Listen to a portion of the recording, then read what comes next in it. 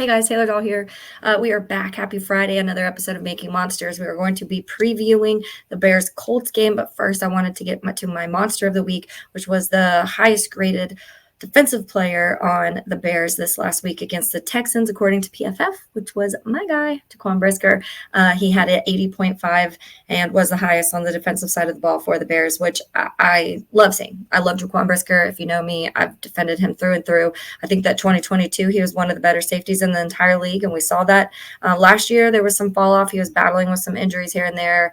I feel like there's maybe some other stuff going on. I do think that with the addition of Kevin Byard and them being able to play more free has really benefited Brisker, because I do feel like we are seeing more so that prime true 2022 Brisker and what he can see, that ball hawk all over the field, making tackles in big moments. Nobody really wants to target him because they can't get the ball to the receiver they're trying to target if Brisker is near or around. So excited to see that. This episode obviously is the preview, so I'm just going to do like segments of here is my Monster of the Week. So my Monster of the Week is Jaquan Brisker this week. I'm going to re-release an episode coming up. I had talked to his coach from Lackawanna, Coach Mark Duda, and his coach from high school at Gateway High School, Coach Don Hall, back in 2022. I'm going to re-release those episodes. There's some really, really good stuff about kind of Jaquan Brisker's path into the NFL and how difficult it was at certain times, him having to go to a JUCO school before going to Penn State, some of the stuff he went through in high school. And so the interviews were really good. But since I already did talk to two really important people in his career path, I'm just going to re-release those. Those will come out early next week. But first, I want to get to this Bears Colts game. I have two guests joining me today. Trent Osborne, he works with me here at 1010XL, but diehard Colts fan, is really in the trenches when it comes to a lot of the things Colts right now. But it is like the fan side perspective of it, which I think helps because I will also talk to Mike Chappell, who covers the Colts up in Indy. And so we'll get his side, that like reporter, media, covering this team as a media outlet, and then we'll get the version of Trent of cover it, of more so the fan perspective of someone familiar with this team, which I think it's possible that we'll get two pretty different perspectives when it comes to those two, when it comes to the fan and when it comes to someone just reporting on the team. But so we'll get to both of those, and we'll get into hopefully what is leading us into a win this weekend. So let's first talk to Trent Osborne about some of these hotter topics going on in Indy right now and what they're talking about on the Chicago side of the ball. All right, welcome back, everybody, to another episode of Making Monsters. Taylor Doll here. We are now into week 3, coming off a loss against the Houston Texans. I don't think many people had, including Bears fans, them beating the Texans. Anyways, it ended up being a pretty close game, less than a touchdown. So you can take positives, but there also were still a lot of negatives coming out of the offense. I have Trent Osborne joining me today. I'm super excited. Trent works with me here at 1010XL in Jacksonville, but he's a diehard Colts fan. So all week we've been going back and forth about this matchup. So I figured a good time to have you on, Trent. Yeah, thank you. I'm really excited about the opportunity to come on. So, first of all, just a little backstory. You are from Indy, right? Yes, okay. I am. Yep, right outside Indianapolis. Okay, so you have been through you had a lot of years where you felt comfortable, and then Andrew Luck retired, and there's been a lot of up and down with quarterbacks since then. So you know the feeling that Bears have, at least in that realm of trying to figure out the quarterback, at least recently. Yeah, absolutely. It's been a revolving door of quarterbacks since Luck retired. We had Jacoby as the starter the year after that. Then it was Phillip Rivers, Carson Wentz, Matt Ryan. I believe that the past 2 years is the first time we've had consecutive starters in 2 years. Like in week 1. Yeah, since like 2015, I think. Yeah, that's crazy. I think so. I honestly, when you were going through that list the other day, totally forgot about Matt Ryan. Yeah. Totally forgot about Carson Wentz. Like those are two. I think we all remembered the Phillip Rivers. That might have been the most successful dart throw during the time until now. You're hoping Anthony Richardson's the guy. But let's get up to some of these things this weekend, because I feel like the biggest talking point has been the problems that the run defense has shown so far within 2 weeks, and then now obviously no Butker. What is your true, honest thoughts about this run defense? Can they try and salvage it whatsoever, or do you think this is kind of what we'll see throughout the year? That's a great question, and we can kind of get into the rest of the team a little bit later, but it's been really weird that the defense wasn't blowing anybody's doors off last year by any means, but it has fallen off a cliff this year. And so far through 2 weeks, we're the worst rushing defense in the league. We're giving up 237 yards a game on the ground. No other team in the league is giving up over 200. If that gives you guys any idea how bad it's been, and that was with one of the best defensive linemen in the entire league, and now he's not going to be playing the next 4 weeks. So what is his? Because I know there was an ankle injury, there was a back injury. Have they said which is leading him to IR? Is it a combination of both? He's just... It could be a combination of both of the two. I think it is the ankle sprain. Okay. If anybody has seen the play, he got rolled up on pretty gnarly. I'm surprised that he's even going to come back this year. It looked so bad, but it is a high ankle sprain that's going to keep him out. There's no word on how his back was, but he played last week with the back injury, so I don't think it's too bad. Yeah, and that's when we talk about, and this is what you and I have kind of gone back and forth with all week, was the fact that, yes, that kind of feels like the biggest weakness on the Colts, but the biggest weakness that it feels like for the Bears right now is the offensive line and the run game. So I almost feel like it's two teams just pushing each other's weaknesses to see which one breaks worse. Yeah, I mean, no joke. Somebody had tweeted, I think I sent it to you, that it's the stoppable force meeting the immovable object. We've been talking about it all week. I asked you the other day if we set the over-under on Bears total rushing yards at 160. You're taking the under. I'm hammering the over. We're having a contest who can be more pessimistic about their team. Right I know, which is honestly sad because we're 2 weeks in. There's a lot of football left to play. I feel like you were pretty confident. You are somebody who does like Anthony Richardson and thinks that he can be the quarterback that you guys need. Obviously, he needs some help. And I feel like that's an issue. We heard Tom Brady talk about it, how it's kind of screwing quarterbacks now and offenses because they're having to throw these guys in right away and they don't have time to learn and develop in the NFL. They're just kind of like, here, like, go have fun and be behind this offensive line that's not going to help you much and weapons that may not be the best in the league. Now, Caleb's being put into a situation where we've talked about all offseason. You get Keenan Allen, you have DJ Moore, you have Rome Odunze, you have what was a good rushing offense last year. You have all of these things, so we felt like he was being set up for success. But Trent, it just doesn't feel like it's really clicking as quickly as I feel like some people thought it was going to click. No, and I will say about Colts fans generally, I'd say at least over 80% of them, they're not hitting the panic button on Anthony Richardson at all. He was one of the youngest starting quarterbacks in league history. Reps is what he needed to get better. So a little different than Caleb, because Caleb played a ton in college. Anthony didn't really get that chance. So I don't think anybody's hitting the panic button on him. Consistency is his main thing. You'll see one play where he's looking like, wow, this guy could be a top 5 quarterback in the league, and then he's missing a guy wide open 5 yards down the field. Yeah. So Caleb, with Caleb, I'm also not hitting the panic button on Caleb. Yeah. You know, we've had a lot of conversations about how much I like Caleb. He's just got to get used to things. And it's going to be harder for him with the way that offensive line is right now. Yeah, and me too. And I'm trying not to make excuses because I said in my podcast before week 1 that I'm tired of, there's a difference between reasons and excuses, and I'm tired of having to make excuses, what feels like, for the Bears, because I did it for 3 years with Justin Fields of, okay, well, the line still sucks, and okay, Darnell Mooney is not a wide receiver number 1, and okay, it was one thing after another of why Justin, I felt like couldn't succeed, and even last year, the first half of the year, the defense was allowing 30 points per game. Like those things to me never added up to a win in general, especially with the quarterback who was never being able to be developed properly. But for me, I'm tired of doing that. But it's hard to not look and say, okay, relax for a minute. You're in week 2.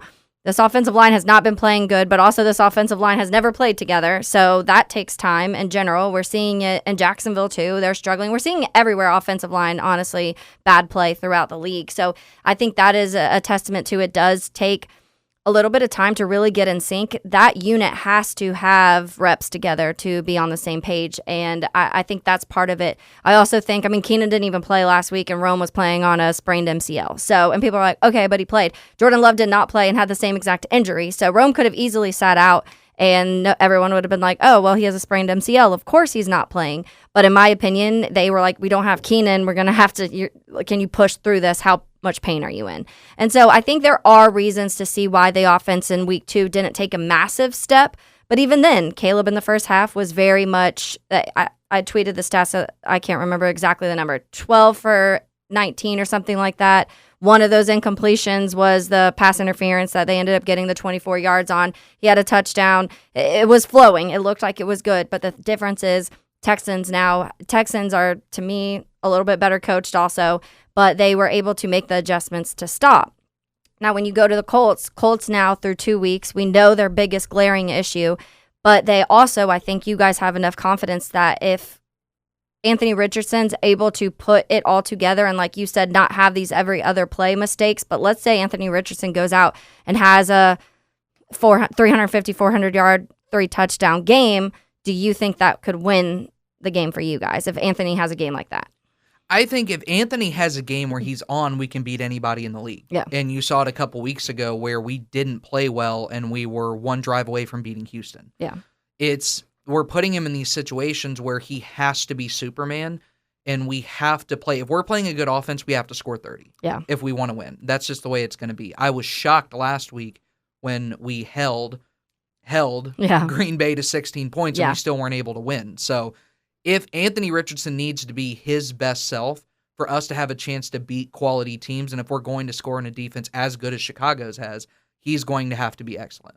I'll talk about your offense a little bit because outside of Anthony Richardson, obviously we've talked a ton about Jonathan Taylor over the last few years. I think Jonathan Taylor has the ability to be a really, really good running back. How has he looked so far this season? How's the run game in general looked on that side of the ball? Well, it didn't look great against Houston. We weren't able to get any traction at all on the ground, really. That's why we needed those big 60-yard chunk plays with Richardson.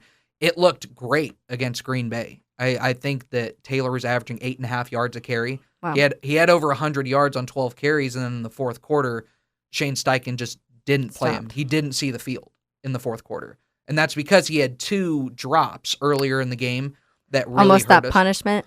Yeah, and Shane Steichen wouldn't say anything. He didn't want to throw JT under the bus, and I get that you want to instill in guys like, hey, if you're not going to do your job, you're not going to see the field, but Jonathan Taylor's too good to not keep on the field. Yeah. So he looks especially great when it's clicking. Like, I get it, and like at some point too, because we've seen guys in the past who they fumble, they get the ball taken away. It's almost we saw it with James Robinson a couple years ago, and it almost has it pushed James Robinson out of the league almost because they got so much in his head after taking him out after a fumble.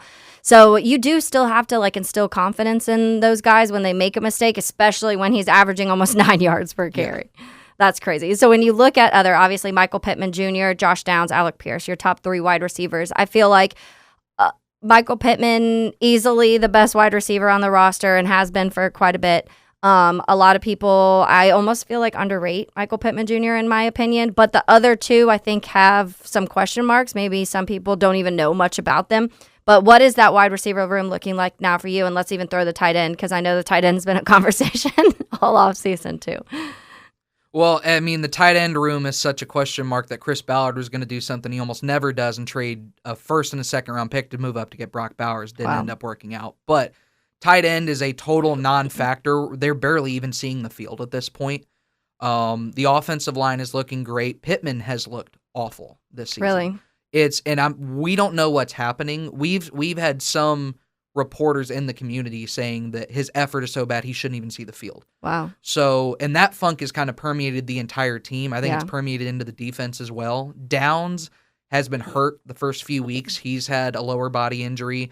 It's looking like he's going to play this weekend. It's going to be his first start. Mm-hmm. Alec Pierce, and we've had our conversations. I'm not the biggest Alec Pierce fan in the world.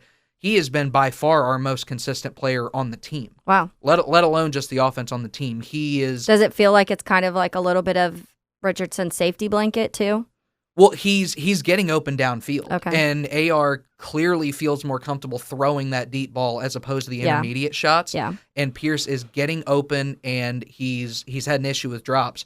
I don't think he's had a single drop on the season yet. So he's had a big jump so far this season. Yeah, and I think those are the things that Bears fans will be looking out for the most, because I feel like in certain situations in the games, those are the people that have kind of taken advantage of the Bears when it comes to offensively. I think Nico Collins, and I've said this to you, I think he's one of the better wide receivers in the league. So what he did last week is understandable, but I feel like there has been questionable wide receivers that we've faced, and this is, to me, a good defense, and I've said it to you too. I think a top 10, if not top 5 at this point when it comes to the secondary, when it comes to how Tremaine Edmonds and TJ Edwards are playing together. And then up front is the biggest shocker to me because they have 6 sacks through 2 games. Last year, it took 5 weeks to get to their 6th sack. Like, that's how much different already the pass rush is up front. So in that realm, offensive line-wise, we are screaming this offensive line is terrible, and we've got to figure something out. I'm saying be patient, let these guys have some time together. What are the Colts saying about their offensive line? Our offensive line's been good so far this season. Quentin Nelson had 2 really uncharacteristic penalties last week that... Yeah, because usually he's one of the top guys in the league that you're talking about. Yeah, absolutely he has been. The offensive line, which it's kind of a luxury for us. We're one of the few teams in the league that we don't have many questions about our offensive line at all. Yeah, that's nice. Yeah, exactly. We just have questions about everything else right now. Yeah. As far as it goes. It's like pick your battles. I don't know.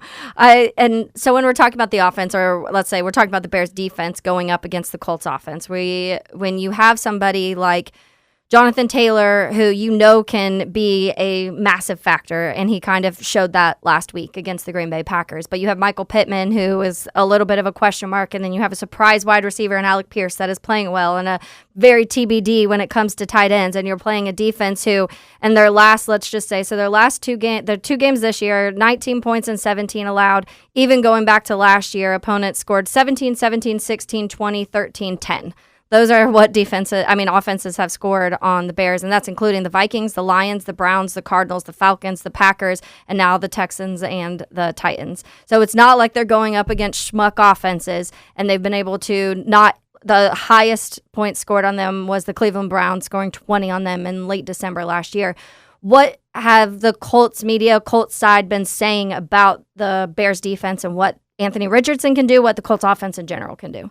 Well, I think we all agree it's going to be the best defense we played so far. And the offense was very shaky in week 1 against Houston, despite us scoring. I believe we ended up scoring 26. Can't remember the final score. I know Houston scored 29, but we looked abysmal last week against Green Bay. If we have the offensive performance that we had against Green Bay this week, you guys are going to beat us by 3 touchdowns. It's We're hoping, but I don't know. We got to score to do that. That's how bad it was, legitimately. I mean, Anthony Richardson, like I said, we should be building this team around his weaknesses and blanketing them and covering him up where he's not as polished yet. We are putting him in a situation where it's like, all right. He has to play hero ball. He has to play hero ball. It's the only chance we have. And with Adonai Mitchell dropping passes, Michael Pittman Jr. not catching passes, hopefully Josh Downs, we're hoping that's the shot in the arm the offense needs. But if it's not, we're probably going to have trouble moving the ball. Let's talk about that because you were talking about how A.D. Mitchell hasn't been playing well. He's dropped passes. He's not creating much separation. We're having kind of the same conversation in Chicago about Rome. I think that people also, let's relax a little bit on that because I feel like Rome will get there. And I mentioned in the beginning, obviously, he has a sprained MCL right now, and you're 2 weeks into a season with a new quarterback, a new offensive line, a new play caller, everything. So let's give it a little bit of time. But A.D. Mitchell, are the struggles, do you think it's just some rookie little blunders that are happening, or do you think that it's beyond that? It very well might be. Like I said, this team's been really weird. Yeah. Colts fans, their hopes weren't up too much, but we were not expecting this. He actually, in week 1, he had one of the highest separation rates in the entire league, and Anthony Richardson wasn't hitting him. He was their chemistry definitely needs to be worked on, but last week, anytime he would get open, he would drop it. So it's been a tale of 2 games so far for him. I like him a lot. I thought we got him at a steal late in the second round. So far, it's been mixed results. When it comes to last week's the Packers game, how much credit, though, do you give Matt LaFleur and the way he's able to coach his team in general? Well, I mean, he's one of the best coaches in the league for sure. Unfortunately for us. I mean, I thought for sure the Colts game plan was going to be shut down Josh Jacobs, let Malik Willis beat you through the air. Yeah. And Matt LaFleur planned it out that Malik Willis was able to dink and dunk his way to them winning that game. So I credit him a ton, but through 2 weeks, the same issues we've had are glaring for sure. And that's what's so frustrating about those play callers that are good at that when it comes to a LaFleur, when it comes to Mike McDaniel, when it comes to Kyle Shanahan, Andy Reid. Those guys are so good at, even if you take away what you feel like is their biggest strength, they're so good at finding ways to make it easy for, and this is with backup quarterbacks. Like if a backup quarterback comes in, whoever is playing in Green Bay is able to score and look at least manageable because of their game plan and because the way they know how to work around that. And it's frustrating to have offenses that you feel like have pieces like what I feel like in Chicago right now and not being able to score. It's so frustrating. Yeah. And I'm sure like you guys kind of have that same mind frame where you're like, yes, there's connections that need to be built. You got to get more comfortable when it comes to Anthony Richardson and his connection with an AD or even with a Michael Pittman, what's going on. But at the same time, you have a rookie quarterback and you would hope that the coaches would be able to game plan around those strengths and let him not have to force things so much. Yeah, absolutely. And when Shane Steichen got here, and I'm a Shane Steichen fan, I'm not a fan of the decision he made last week with Jonathan Taylor, but I'm a big fan of his, and what we were sold on was high-tempo, high-scoring offense. So that was Colts fans' hopes going into this season was, okay, well, the defense is going to be bad, but we should be able to put up 25-plus points on a consistent basis. And so far, that the offense has not held up their end of the bargain from what we thought it was going to be. Yeah, same with us. And that's what'll be interesting with this weekend because it's funny, like as you and I have been going through this, I'm sure our sides of Twitter, the Colts Twitter and the Bears Twitter are in the same worlds of like, how do we blow it this weekend is pretty much what the conversation is. But for you, before I let you go, let's do, because normally we say keys to the game, keys to win this game for the Colts. But what are the keys to win, but also the way they're absolutely not winning? The way we're absolutely not winning, I think and it's unfair, like we said, to put him in this spot, but it all comes down to Anthony Richardson. Mm-hmm. If Anthony Richardson is hitting his guys downfield, we're hitting on these big shots, we need to get him much more involved in the run game. I think he only had 4 carries against Green Bay, which absolutely cannot happen. Yeah. That's a big key to it. As far as defensively, we need to make DeAndre Swift and Khalil Herbert beat us. Just flat out. We cannot let Keenan Allen, if he is going to suit up, get going. We can't let Rome get going. We can't let DJ beat us over the top. We have to let DeAndre Swift beat us. Now, I think he's going to. We've had this conversation. I don't envision any way that Chicago is scoring any less than 24 to 28 points. It all depends on, can we score on this offense? Score on Chicago's defense. Yeah.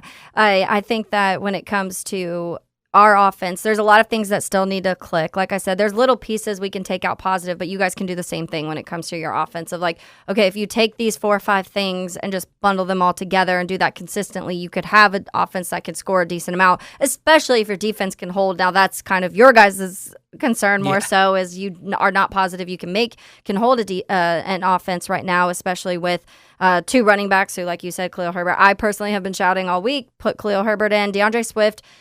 Use him in the pass catching side of things. He just, to me, works too horizontally, and Khalil Herbert is very north and south type of guy, and I think that right now when you're trying to get your run game going, that's the best thing that you can do. But yeah, so Trent, thanks for joining me. I know we've been going back and forth all week, so the other day I was like, hey, do you want to talk to me? Because I feel like our fans might like to hear that you think we can score more than 20. So thank you. No problem. Thank you for having me on. Let me put it like this. If the offense doesn't score a lot of points, then we have a lot of problems. Yes. More problems than we think. Yeah. All right. Thanks, Trent. Have a good one. No problem. You too. The greatest time of year is here. Football season is back. It's here to stay until February, and so is Underdog Fantasy. You can win up to 1,000 times your money just by choosing higher or lower on some of your favorite players' stats, things like passing yards, touchdowns. And, well, I feel like a lot of us aren't totally confident on the Bears' offense right now, so why not give some love to Cairo Santos? Choose higher or lower on his 7 points this weekend as the Bears take on the Colts. Making picks on Underdog is straightforward, and signing up is easier than ever. Just head over to Underdog's simple-to-use mobile app or UnderdogFantasy.com. Sign up with the promo code CITY, and Underdog will give you a free pick to use on your first cash pick'em entry, plus up to $1,000 in bonus cash offer. The Underdog Fantasy promo code CITY, C-I-T-Y, to claim your new customer special of a free pick and your deposit offer. You must be 18 and up, 21 and up in Massachusetts and Arizona, 19 and up in Alabama and New England, and present in the state where Underdog Fantasy operates. Terms apply, void in Colorado. Concerned with your play, call 1-800-GAMBLER or visit www.ncpgambling.org. If you're in Arizona, 1-800-NEXT-STEP. That's 1-800-639-8783, or text Next Step to 53342. And if you're in New York, call the 24/7 Hope line at 1-877-8-HOPE-NY, or text HOPE-NY 467-369. Underdog Fantasy. All right, everybody, let's continue on this Bears versus Colts preview. Both teams are in a very interesting position right now, but we'll get to a ton of that. I do want to bring in my next guest, Mike Chappell. He's covered the Colts since 1984 and is now doing it for Fox 59 and CBS 4. So, Mike, thanks for hopping on with me. I really appreciate it. My pleasure. Looking forward to talking about two teams that are desperately in need of a win. Definitely. I think it's fair to say that since covering the Colts in 1984, when they came to Indy, you've seen your fair share of a lot of winning, a lot of fun. And then you've also seen your fair share of not so much fun in Indy. Where are they on that scale right now to you? Yeah, you're right. And I'm not concerned that they're 0-2. I think a lot of people thought they'd be 0-2. It's how they've gotten there. Yeah. And things can spiral out of control very quickly, which we've seen over the years. I mean, I've covered 1-15 teams, 3-13 teams, 2-14, and it's not fun. Yeah.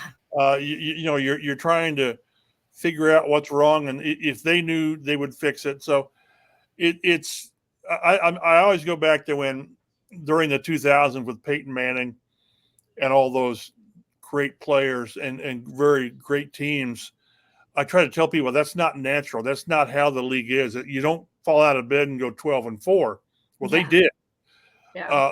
This is more real, and these are two franchises right now. They're trying until you get the quarterback right. You can't compete. You just can't. I mean, the Bears have already moved on from Justin Fields, and they thought he was the answer.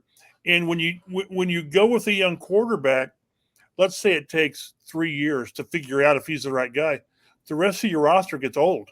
Yeah. That's the problem. And with the Colts right now, Anthony Richardson, I think he's the answer. He's played 6 games. He's played 19 starts since high school. Yeah. So everything he sees is still new. And they tried to put a spin on the fact that, he missed the last 12 games last year, but he saw a lot on the sidelines. That's just coach speak. Yeah. You get better by playing. He's going to make mistakes. He makes the great plays. He needs to make what Chris Ballard called a few years ago with Carson Wentz, make the layups. Mm-hmm. And until they can make the routine plays, it's going to be hard. The defense isn't playing well, which puts more pressure on the quarterback. So I'm really curious how both of these teams respond to it. If not must win, it's a good idea to win weekend in Indianapolis.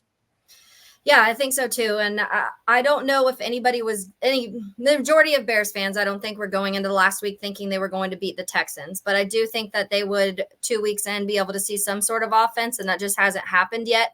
And I will get to that. I do want to talk about, there's a few storylines coming out of practice this week. I also think one of the ones that maybe even isn't talked about much is Eberflus's return to Indy. He hasn't played Indy since he's been in Chicago. And so I don't know the mindset. What was the mindset towards Matt Eberflus and Indy when he left? People wanted better. When it's not going great guns, you want better. I thought his defenses were pretty good. They just needed a change, but that coincided with him going to Chicago. So, but I thought he played well. Some of the players, really swear by him. A few here still don't. They didn't think they were used properly, but I always enjoyed Matt. He was great to work with from a media standpoint. The defense was good. It was sort of a don't give up the big plays and make people earn it and all that, and which is fine. But people wanted more, and now again with Gus Bradley, he's under fire because this run they've been 28th in points allowed the last 2 seasons, and now they've given up 474 yards rushing. Yeah, that's the third most in the Indy area. So you can't play defense if you can't stop the run. Yeah. So like the Bears probably think they can maybe get their run game fixed this week, and the Colts kind of think they can get their run offense fixed, and the Colts can get their run defense fixed at the Bears' expense. Yeah. Was Zaire Franklin one of the players that did not like how he was used with Matt Eberflus? Probably. Yeah. He just thought that he didn't get the opportunities that he should have, and now he's emerged as one of the league's, best inside linebackers and tackle machines. So he probably wouldn't be at the head of the list as far as welcoming Matt back on Sunday. Yeah. So let's move on to some of the bigger things. We're talking about that Colts defense, and yes, they've been completely gutted when it comes to the run game and towards the start of this year. And then now bad news when you come in and you hear that DeForest Buckner is not going to be playing, which definitely doesn't benefit an already struggling front. And then today also reports come out, Leatu wasn't practicing again today. Tell us a little bit about what to expect from Latu, what to expect without DeForest Buckner too. Is there anybody that can possibly step up in his role whatsoever? This was the position of strength going into the season. And you lose Samson Ebukam, in training camp with an injury, and now Buck, who's their best defensive player. He simply is. Mm-hmm. Latu, it's not a good sign that he hasn't practiced in 2 days. I don't think he plays. Okay. It's one thing for Buckner to not practice and play. It's different with a rookie. Maybe he's out there limited tomorrow and then he plays a little bit, but I would expect him not to play. And that's taken 3 of your top, front guys out. They'll mix and match. Maybe they move. They've been going Taven Bryan in the middle, and he's been not really effective. They got Deo Odeyingbo. I always mess up his last name. Maybe he goes from outside to inside, but they've still got some good parts. But it's just when you take the top guys off the depth chart, guys on the bottom or in the middle move up a notch. Well, these guys are backups at number 3 for a reason. Yeah. So Grover Stewart's got to play better, and he's been their one saving grace. He's played pretty well, but the nose tackle's got to play. Kwity Paye, Tyquan Lewis. It just puts more emphasis on other guys to step up. And again, if I'm the Bears, I'm going to see if the Colts can defend the run, no matter how bad the Bears' run game has been. And what Caleb's their leading rusher, isn't he? Yeah. With 50-some yards. But you just have to – the Bears have video. They see what the Colts haven't done. And the best way to protect a young quarterback, although Caleb Williams and Malik Willis are different. They're just different. But I just think the best way to protect a young quarterback is to give him a run game. Yeah. Whether the Bears can do that with their backs and with their offensive line seems like it's a mess right now. But until the Colts can stop the run, if I'm another team, I'm saying – prove to me you can stop the run. Yeah.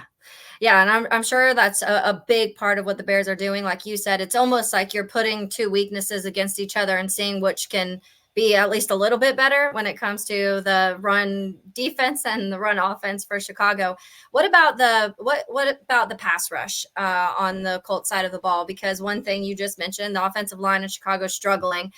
Caleb Williams was pressured on 23 of 46 dropbacks this last week, sacked 7 times. It was not pretty. Some of those on him, some were accounted on Caleb trying to maybe do too much and maybe be that hero in moments he should have gotten rid of the ball. But what does the pass rush look like, and how much is that affected by some of these guys that may not be playing? Well, again, we're talking 3 of their top pass rushers. Ebukam was their top sack guy last year. DeForest Buckner gives you 8 or 9 sacks every year, and they were hoping to get more or some initial impact from Latu, which they haven't yet. So that means Kwity Paye. It means Tyquan Lewis. Dio, they need to get pressure. And again, one thing that Gus Bradley, the coordinator, told us, as everybody says, you earn the right to rush the passer by defending the run. Mm-hmm. So it's going to be interesting to see if they can generate a pass rush. They don't like to blitz much. Maybe they do more with losing bodies like they are. But I still think this comes down to can the Colts make Caleb Williams? Can they keep him in the pocket? Because he can do things if he gets outside. Although when you get outside, sometimes you run into sacks, like you mentioned. Yeah. And if a bad offensive line is compounded by the quarterback not helping him, it can be an ugly day, like you said. Yeah. But it's when you start losing top players at the top of your depth chart, it impacts everything. Our concerns going into the season, from a media standpoint, was how would the back end hold up Mm-hmm. with young safeties and young corners, and we haven't had to find out yet. Yeah. Because again, the Packers ran 53 times. That's ridiculous. Yeah. To have that many runs to defend. So, but they've got to get pressure. You've got to get pressure on the quarterback. You can't let him sit back there. I don't care who it is. If they're allowed to play 7-on-7, like we see in camp, you can't win that way. So it's going to be really interesting how they compensate for missing so many quality players on defense. Are there frustrations there right now with Gus Bradley and maybe the way he's kind of approached? Because you just mentioned you would think when you were playing the Packers who have Malik Willis playing, and you would think you would want to kind of force him to have to throw the ball, and they just, like you said, maybe it's just the fact of not being able to do it. But is there some pressure when it comes to Gus Bradley's defensive play calling side of things? Oh, no question. The first couple of weeks he's already heard, do you feel like you're on the hot seat? That's come up like twice. Two columnists in town have written about that. Of if he doesn't think he's on the hot seat, then he should be. Mm-hmm. I don't know. And Shane Steichen always says, I have 100% confidence in Gus. But this is a results-driven league, and to get gouged, 2 weeks in a row. Again, with the Houston game, they gave up 213 yards. But it was the idea that we've got to get pressure on C.J. Stroud. We can't let him throw for 300, which is understandable. But to give up what they did in Green Bay, 164 yards rushing in the first quarter, that's just atrocious. Yeah. They ran the ball like 21 of the first 22 plays. Again, I look at this like this is a chance for the defense to say, see, we're not that bad. Yeah. This is going to be more of a Bears issue, to where if the Colts are successful, is that because the Bears just can't run the ball? Their offensive line's a mess. I don't know. Yeah. I just know that from 30 years I've covered the team or just being around the league that things can get out of control very quickly early in the season, and you don't want that. You don't want the defense to be really ineffective for a long stretch, and then the quarterback feels like he's got to do more, and he'll be making his 7th start on Sunday. So you can't have a young quarterback thinking he has to do too much. Yeah. Let's talk about that, the offensive side of the ball a little bit, because I think there's been a few little questions when it comes surrounding Michael Pittman. He hasn't quite looked like the Michael Pittman maybe we were used to previously. Is there any panic whatsoever in that? Or do we think it's just, maybe him and Anthony haven't formed that connection yet? It's been the fact they've been on the field for 20 minutes on average the first 2 games. Yeah. The first game they ran like 43 plays. You can't feed everybody when you do that. He's frustrated. I wonder how long he keeps his composure if this thing extends and the team's not playing well. But it's been more of a case of they can't stay on the field. I think people were kind of, in awe of the big play, the big plays they had in the opener with the 3 50-yard completions and all that. They need to get to where they can sustain drives. They're like 9 of 23 on 3rd and 4th down. You can't sustain drives by doing that, and then that puts more pressure on the defense. They can't get up the field. It puts more pressure on the offense. It's been a collective thing, but Michael Pittman hasn't been able to do enough. Jonathan Taylor had 12 carries for 103 yards in the first 3 quarters last week and didn't step on the field in the 4th quarter, which was crazy. So there's a lot of things not going right on both sides of the ball right now. Yeah. Do you think it was because he fumbled and then he didn't go back out of on the field? Was that right? So do you think it was like a punishment type thing almost? No, it's because they don't think he's effective enough in the passing game. Okay. And they went into the 4th quarter knowing they've got to throw the ball. I still think when he's your best offensive player, you have him out there and maybe he breaks a run or 2. Yeah. When the Packers are playing soft defense. But no, it was just crazy. And they say, well, it was because of the passing game. But on 3rd and 1 on the first play of the 4th quarter, they've got Trey Sermon out there and it gets stuffed for a -4. Now, maybe Jonathan Taylor gets blown up too. I don't know. Yeah. But to not have your best offensive player, and he is their best offensive player, period. Yeah. Not out there. It made no sense. It was like they're almost getting too cute with things. You can run the ball when you're down 13-3 or whatever it was. You can still do it. There's still time.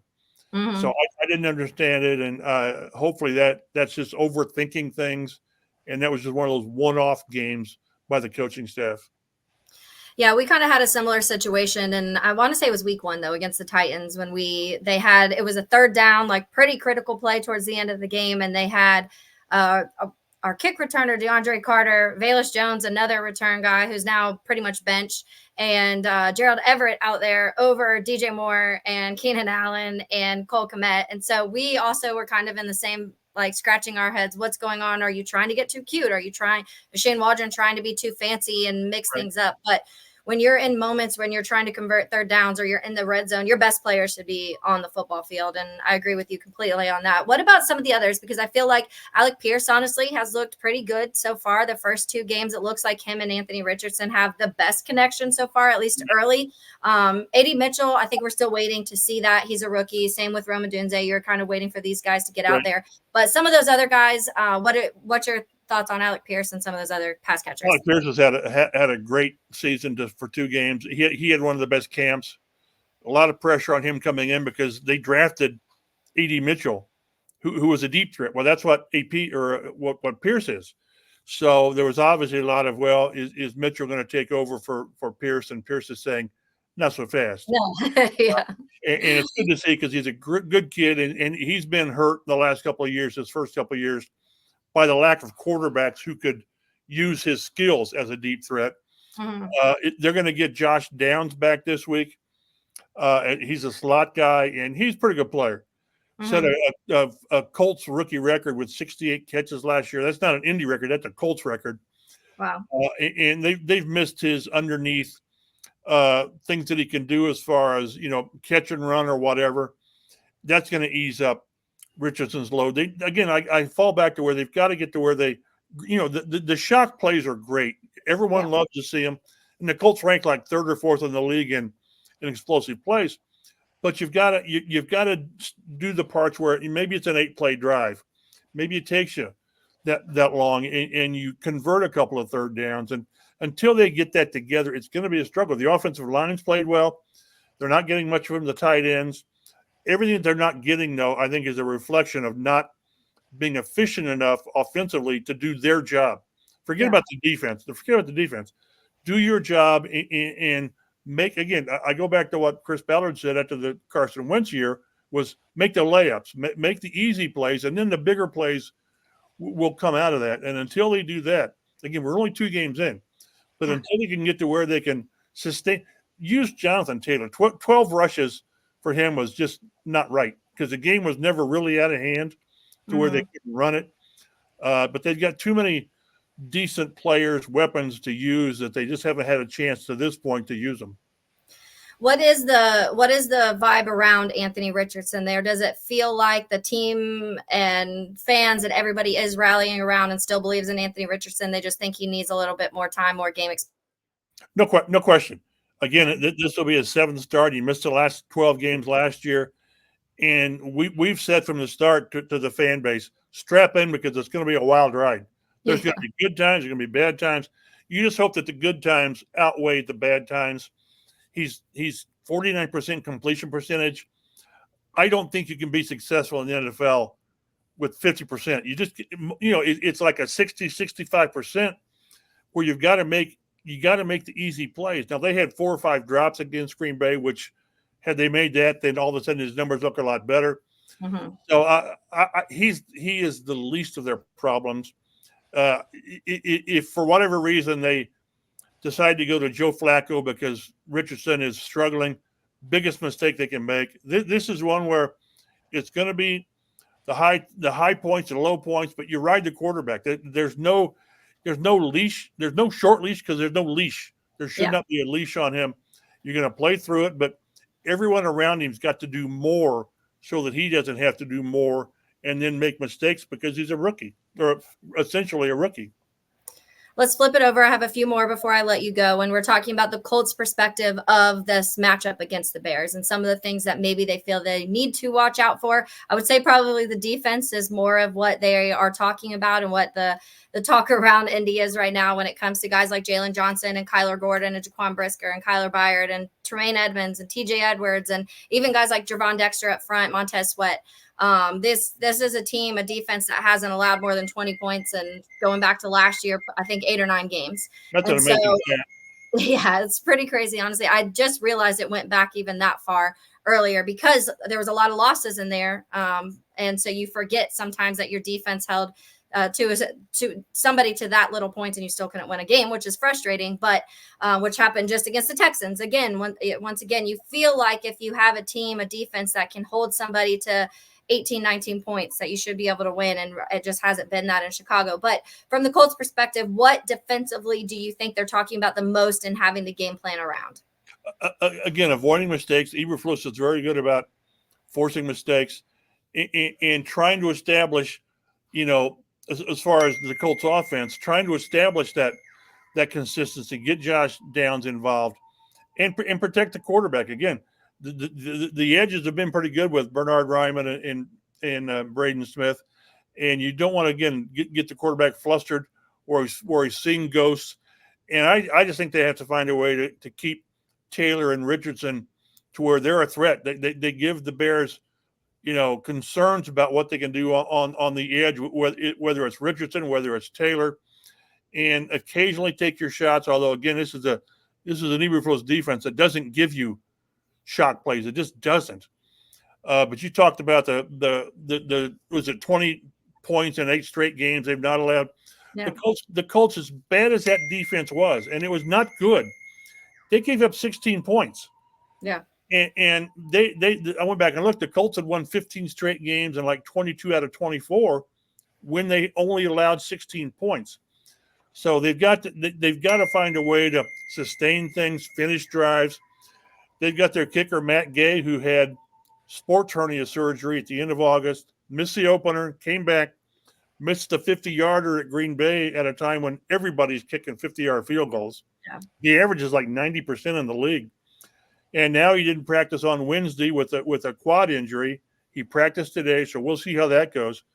These are going to be tight games. It's going to be 16-10, 20-17, and you just can't make the big mistakes. You can't miss field goals. That's where both of these teams are. Make the routine plays, and if you're the Colts, occasionally they're going to take their shots downfield because that's Steichen. That's how he is. But you still got to be able to sustain things. And again, I keep coming back. 20 minutes of possession time. It's really hard to win.